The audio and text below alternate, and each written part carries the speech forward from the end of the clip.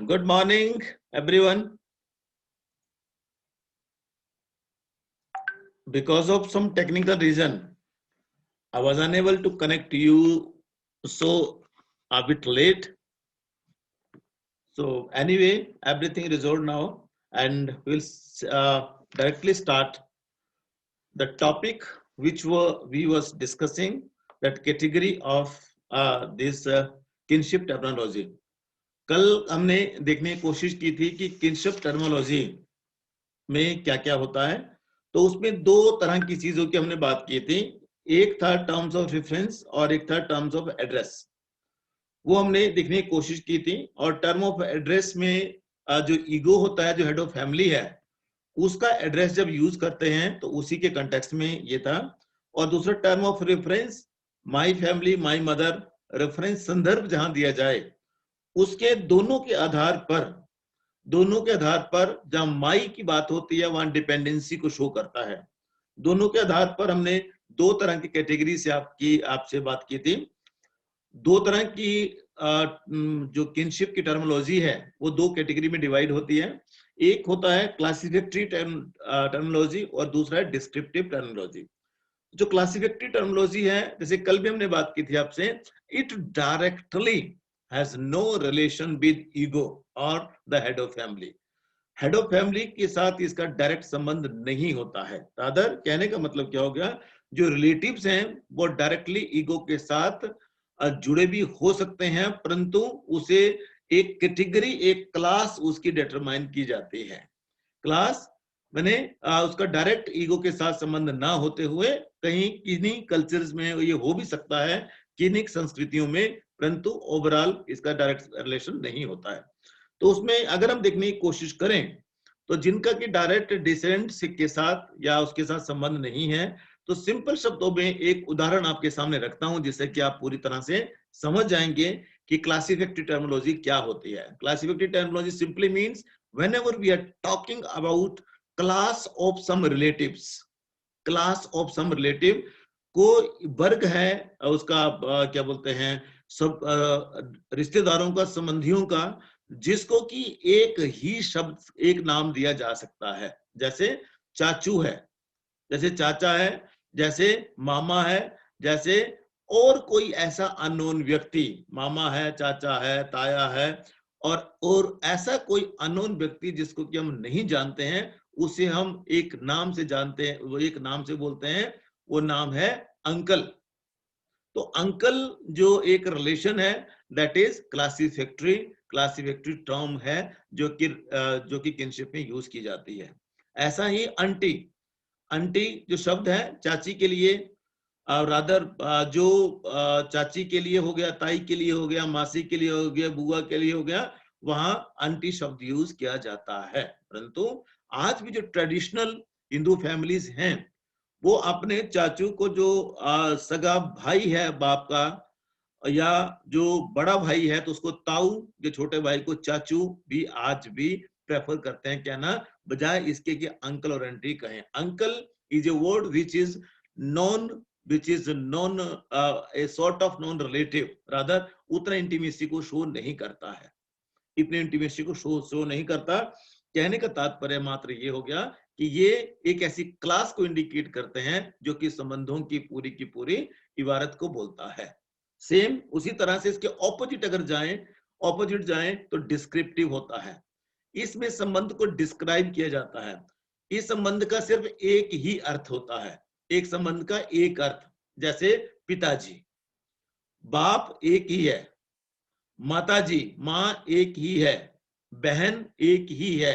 बहन औरों को जो अगर बोलना है, अगर उसको आप दिल से मानते हैं, ओनली देन यू कैन से।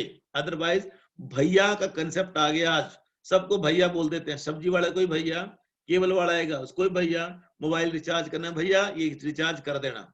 बड़ा होगा तो अंकल हो गया, छोटा होगा अपनी उम्र का या थोड़ा सा बड़ा होगा तो उसके लिए भैया शब्द जो है, इट इज आल्सो क्लासिफिकेटरी शब्द, क्लासिफिकेटरी टर्म जो है ये इसको माना जाता है। तो यहाँ डिस्क्रिप्टिव में सिंपल शब्दों में क्या होगा कि सिंपल वो शब्द जहां हमें रिलेशन को डायरेक्ट डिस्क्राइब करना है और उसका कोई दूसरा अर्थ ना निकले तो उसे हम डिस्क्रिप्टिव कहते हैं। इसके लिए फादर है, मदर है, सन है, डॉटर है, ब्रदर है, सिस्टर है, और उसके बाद हस्बैंड है, वाइफ है, हम किसी और बंदे को हस्बैंड नहीं बोल सकते, किसी और लड़की महिला को वाइफ नहीं बोल सकते, वो एक ही शब्द है जिसके लिए उसका प्रयोग जो वो किया जाता है। I hope it is clear to all. मुझे पूरी उम्मीद है कि आपको क्लियर हो गया होगा ये। तो इसके आधार पर एक एल एच मॉर्गन और जी पी मॉर्डोक करके दो एंथ्रोपोलॉजिस्ट हुए हैं जिन्होंने किंगशिप पे बहुत ज्यादा काम किया है, और उन्होंने इसके आधार पर 6 कैटेगरी किंगशिप की बताई है। 6 कैटेगरी है। नंबर 1 वो कहते हैं कि हवालियन हवालियन किंगशिप की उन्होंने बात की है। हवालियन किंगशिप ये है मोस्ट क्लासिफैक्टरी टर्म होती है ये। हवालियन किंगशिप जो दैट इज मोस्ट क्लासिफैक्टरी। मोस्ट क्लासिफैक्टरी मैंने जिसमें only distinct between sex and generation, sex और जनरेशन के बीच में जो अंतर करती है वो उसे हवालियन किंगशिप का नाम मॉर्गन और मॉर्डोक ने दिया है। नंबर 2 सुडानी किंगशिप की एक कैटेगरी है, रादर एक पूरी व्यवस्था है। उसमें मोस्ट डिस्क्रिप्टिव पहले में क्लासिफिकेटरी था, दूसरे में मोस्ट डिस्क्रिप्टिव शब्दों का प्रयोग इसमें किया जाता है। Two relative share the same term, two relative share the same term, एक जैसी टर्म को दो रिलेटिव, दो रिश्तेदार उसको यूज करते हैं। एक और है एक्जिमो किनशिप की बात इसमें की जाती है। एक्जिमो किनशिप जो होती है वो दोनों ही क्लासिफिकेटरी भी और डिस्क्रिप्टिव भी दोनों किनशिप का प्रयोग करते हैं इस टर्मिनोलॉजी में। और इसमें क्या होगा कि in addition to sex and generation की भी इसमें बात की जाएगी। सेक्स मैंने कि जो बायोलॉजिकल डिस्टिंक्शन है, जेंडर नहीं, gender is socially approval. Socially approval जब सेक्स को मिलती है तो उसे हम जेंडर कहते हैं। उसमें रोल्स हैं, तो सोशल अप्रूवल का मतलब जो रोल वो जो परफॉर्म करता है उसे हम उसका जेंडर कहते हैं। सेक्स यहाँ सिर्फ बायोलॉजिकल फिजियोलॉजिकल जो डिस्टिंक्शन है, एक लड़की एक लड़का, लिंग, स्त्रीलिंग पुल्लिंग मात्र।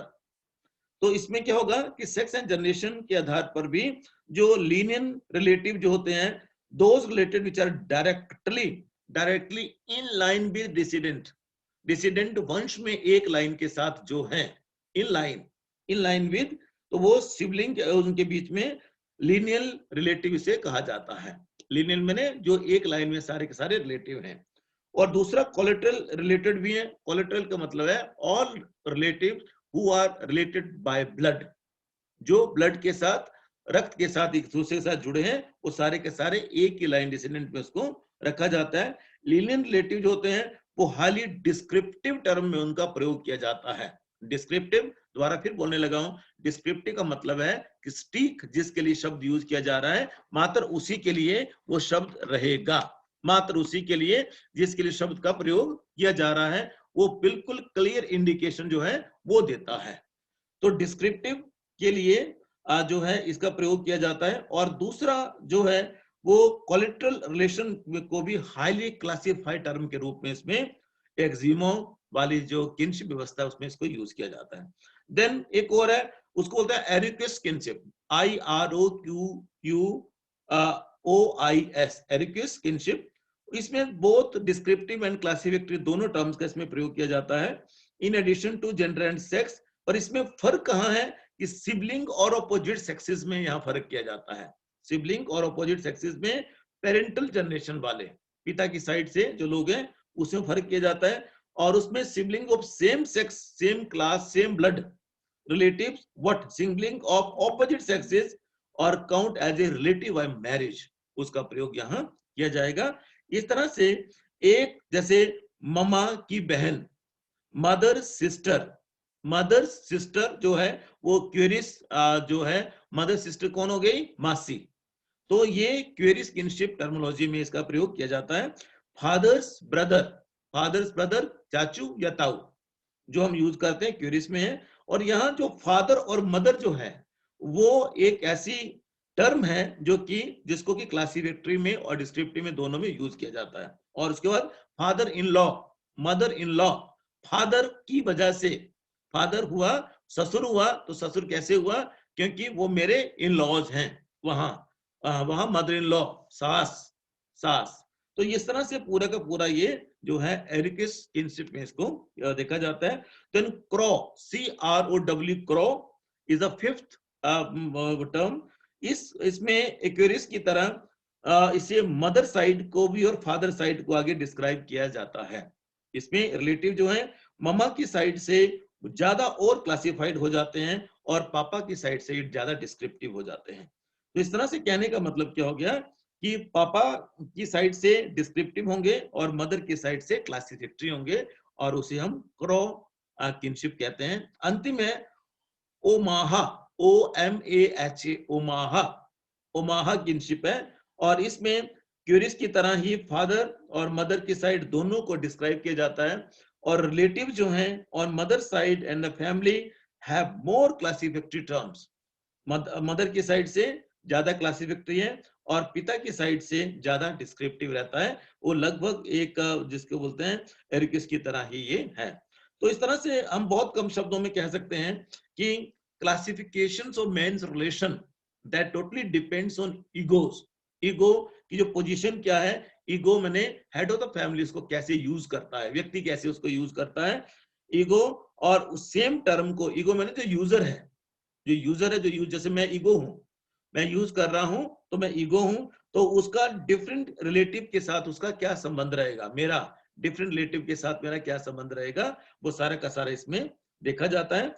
देन उसके साथ एक और इंपॉर्टेंट चीज यहां देखने की कोशिश की जाती है कि वेस्टर्न सोसाइटीज में जो देखने की कोशिश करें तो एक्जिमो ग्रुप को ज्यादा लोग बिलोंग करते हैं, परंतु इसमें जिसमें कि जो भाई के जितने पेरेंट्स होते हैं उनको अंकल या सिस्टर, भाई के जितने पेरेंट्स हैं उनको अंकल या सिस्टर कहा जाता है, आंटी कहा जाता है। और उस तरह से सोसाइटी बिलोंगिंग टू हवालियन जो ग्रुप है वो क्लासिफिकेटरी ग्रुप में उसे पापा और मम्मा की साइड के जितने लोग हैं उसे वो कहा जाता है। तो इसको अगर हम थोड़ा सा और देखने की कोशिश करें तो आपको बड़ा इंटरेस्टिंग लगेगा सुन के कि अगर हम चुराह और पांगी की आज के टाइम में बात करें और भरमौर की बात करें तो चुराह में क्या होता है कि आई डोंट नो कि चुराह के कितने बच्चे यहाँ हैं। तो चुराह में क्या होता है कि वहां जो माँ की बहन है उसको मासी नहीं, उसको अम्मा ही कहा जाता है, और अपनी उम्र से बड़ा जो भी होगा, पापा की उम्र का जो ही होगा उसको चाचा ताऊ बोल के मामा बोलते हैं, उसको मामटी, मामटी शब्द वहां यूज किया जाता है। इट मीन्स व्हाट, वो इस एक्जिमो किनशिप टर्मिनोलॉजी को फॉलो करते हैं। उसमें क्या हो जाएगा कि मामा मतलब माँ से उन्हें ज्यादा प्यार है, matriarchal sort of society they are talking about. और जो मेट्रियकल सोसाइटी में डिस्क्रिप्टिव नहीं है वो क्लासिफिकेटरी है, वो डिस्क्रिप्टिव तो एग्जैक्ट होगा ना। माँ तो मामा तो एक ही होगा, मामा तो एक होगा, परंतु अगर इस तरह से इसको डिस्क्राइब किया जाएगा तो वो इसमें आ जाएगा, वो क्लासिफिकेटरी टर्म्स में आएगा। तो इस तरह से कई जो चीजें हैं वो अलग अलग एंथ्रोपोलॉजिस्टों ने अपनी अपनी तरह से इसको यूज करने की कोशिश की हुई है।